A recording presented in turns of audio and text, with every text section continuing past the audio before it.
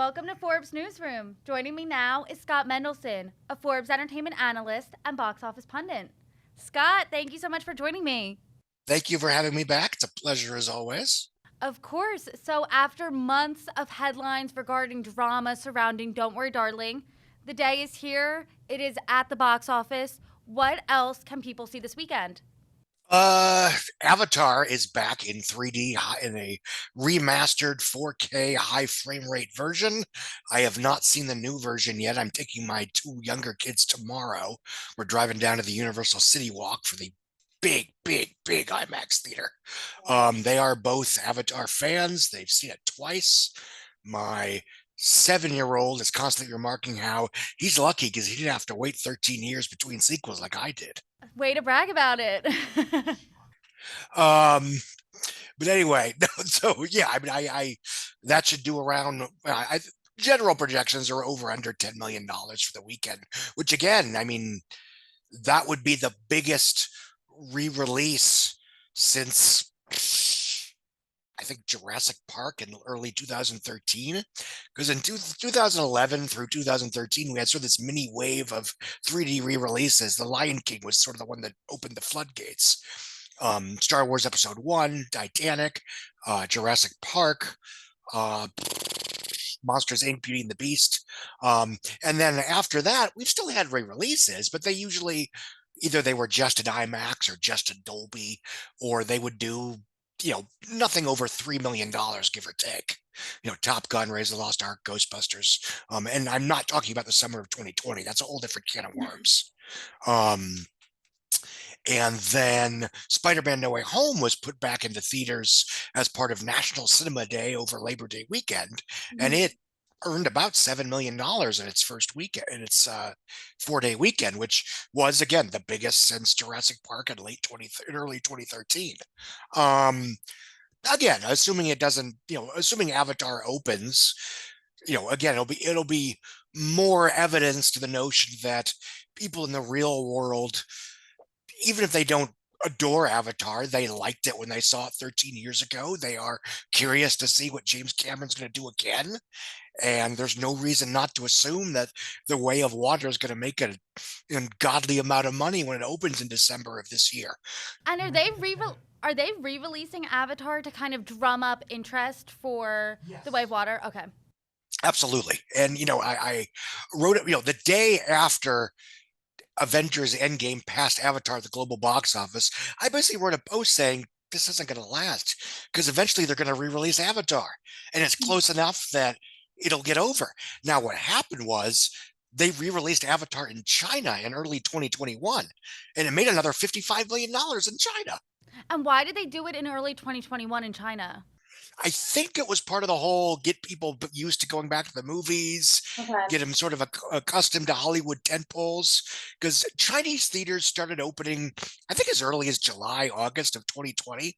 I try not to, it gives me flashbacks.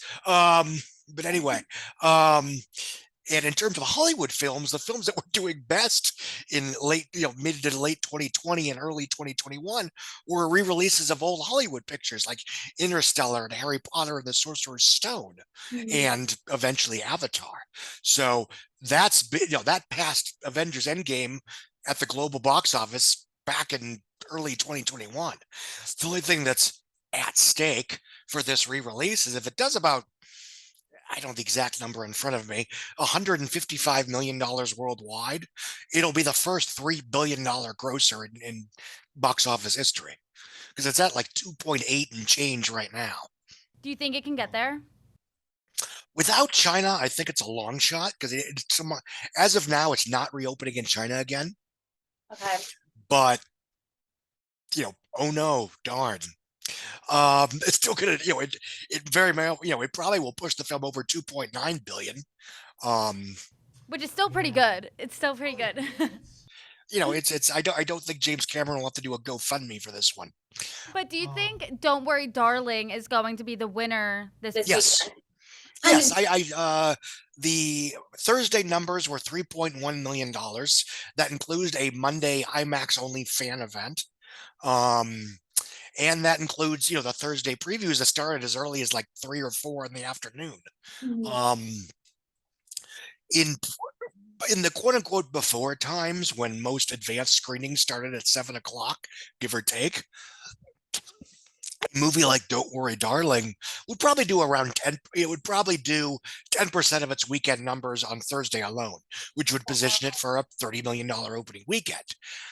I think, for better or worse, I think opening weekends have gotten a bit more front loaded in terms of Thursday than they used to be.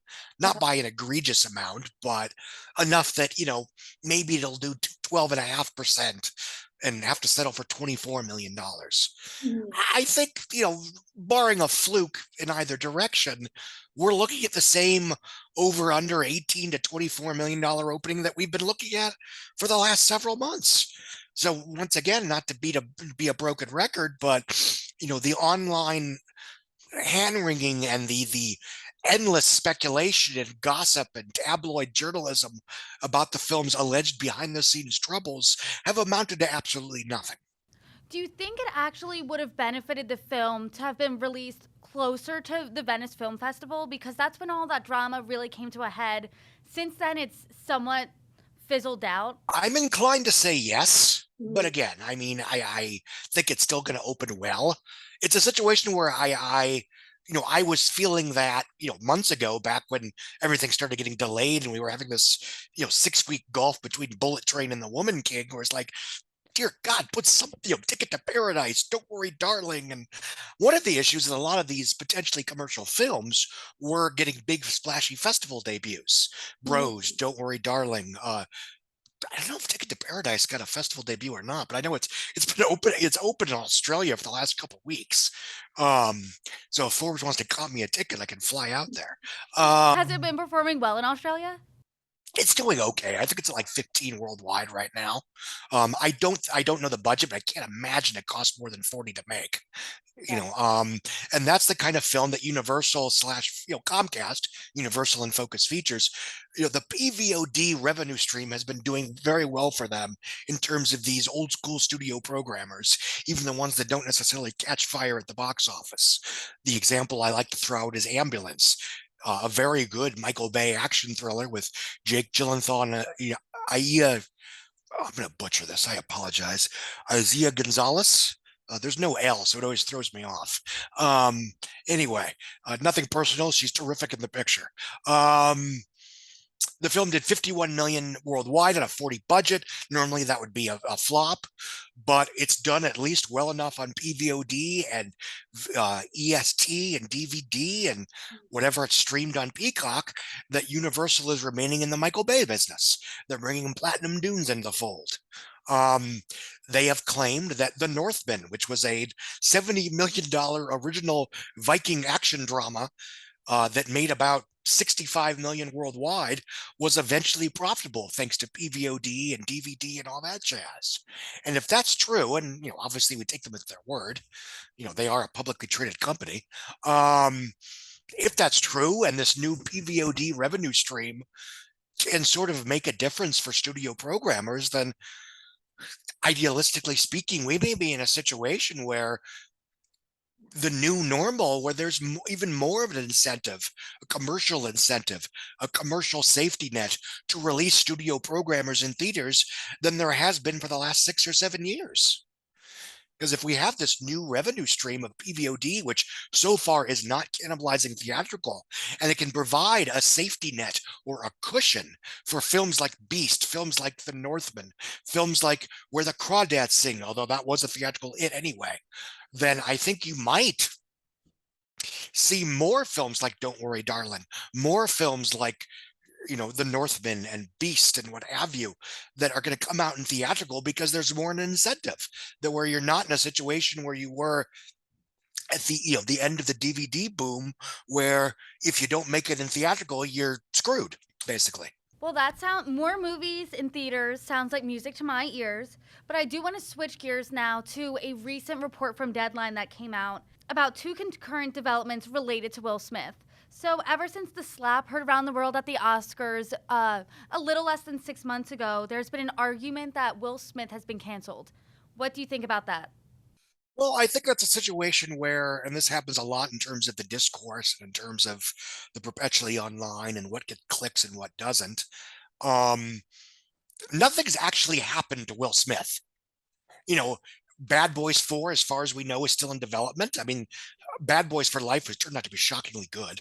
Came out 17 years after the last one. Um, Emancipation, which was already more or less in the can. That's an Apple TV picture that was intended as a theatrical release and an Oscar, contender. That may open as early as December. And if it's not December, it might be early 2023. Maybe they'll hold it for the end of next year for the Oscars. I mean, Is it being held for Will Smith or another reason? I think had the slap not occurred, it might have opened this year. Hmm. But the other thing is that we've never known how what Will Smith feels about this. It's entirely logical and reasonable that after, for whatever reason, doing what he did, and without getting into morals here, he might have wanted a few months off to recalibrate. That is a reasonable reaction to that particular event. So it's not a cancellation, it's kind of like a self reflection time. It's just, as far as we know, nothing has happened. He's also the word and deadline that he's developing a film with Paramount called Brilliance. It's a science fiction novel based on in a world where something like 1% of the children are born with like special powers, and I'm going off memory, so forgive me. Will Smith plays a police officer whose job is to hunt down rogue specials. And it's not unlike iRobot, where in a world where robots and humans live side by side, one cop is in charge of bringing rogue robots to justice or whatever. um that was back when, in the early 2000s, when Will Smith was peak popular, when a movie like iRobot could open with $50 million, and just for that, for no particular reason. um Will Smith is not as popular as he was in the 2002 to 2008 peak, when he was opening a slew of, romantic comedies, animated films, economic mobility dramas, um, action films, sci-fi fantasies, to best case scenario box office. What accounts for that? Is that just all because of the slap, or was he losing popularity pre slap? Oh no, it's in the last decade he's been commercially coasting on known franchises. Aladdin, Suicide Squad, Bad Boys for Life. It's just, unfortunately, it's the new normal where movie stars are only really, with a few exceptions, are only really bankable when they're in their marquee characters. Tom Cruise is bankable as Ethan Hunt and Pete Maverick Mitchell, but Edge of Tomorrow was not a hit. Great movie, but not a hit. The Mummy was not a hit, etc., etc., etc. Will Smith has been making, I would argue most of them are pretty good, movies like Concussion, King Richard, Collateral Beauty, Focus. These are adult skewing, original or new to you adaptation, star driven, non franchise pictures that have generally not succeeded at the box office. And that's nothing to do with him. That's just the new normal. And that's something that everybody has been struggling with for the last decade. And do you think audiences will be forgiving to Will Smith in these new projects? Or will the slap just kind of be a shadow on his career forever? I don't think most general audiences are going to care that much. It was shocking when it happened because of the extent that A, he's one of the most famous people on the planet. B, he has cultivated a reputation over the last 30 years as a very easygoing, no drama, low conflict, gee whiz, kid friendly superstar. And again, there are racial components to that. Russell Crowe and Christian Bale do not have to cultivate that kind of persona in order to be as popular and famous as they are. And that is unfortunate, but that's the industry, that's the world we live in. That being said, I think 6 months later, people were like, okay, that's a strange thing that happened, but whatever. In the same way that, I think a lot of the things that people obsess about online, the real world, the general audiences don't care. If the movie is something they want to see, they'll show up. If it's not, they won't. And in a recent Forbes article that you compared Will Smith to Ezra Miller and their controversies. Can you elaborate on that? Well, I think there's been a lot of why has Will Smith been penalized or whatever when Ezra Miller gets to go make the Flash? The big thing is that the Flash is already done. That movie was basically finished when Miller, how do I put this gently, allegedly began his multi-state crime spree. Emphasis on allegedly. And again, a lot of that is Warner Brothers is not protecting Miller; they're protecting the Flash. As far as we know, Miller will not be playing that role again.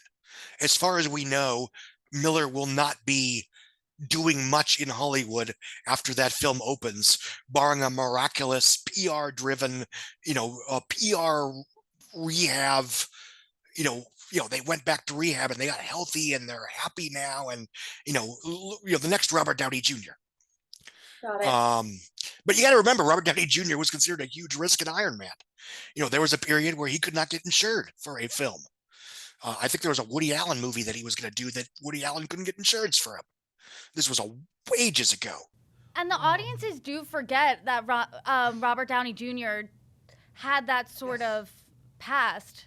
So, And, when he was first cast as Tony Stark, it was very smart casting because it was sort of playing into his off-screen persona to a certain extent. While also, that character being molded as someone very similar to Robert Downey Jr.'s on-screen persona, who, even prior to Iron Man, was very smart, alecky, smartest person in the room, very, thinks with his eyes, that kind of thing. One of Robert Downey Jr.'s strengths as an actor has always been, in my opinion, is that he makes exposition feel like character development. So he was able to elevate a lot of those superhero movies by delivering a lot of the tropes in a way that felt organic and actor driven. So Scott, let's leave it there, but thank you so much, and I can't wait to discuss Don't Worry Darling when I see it and everything else this weekend. Thank you, Scott.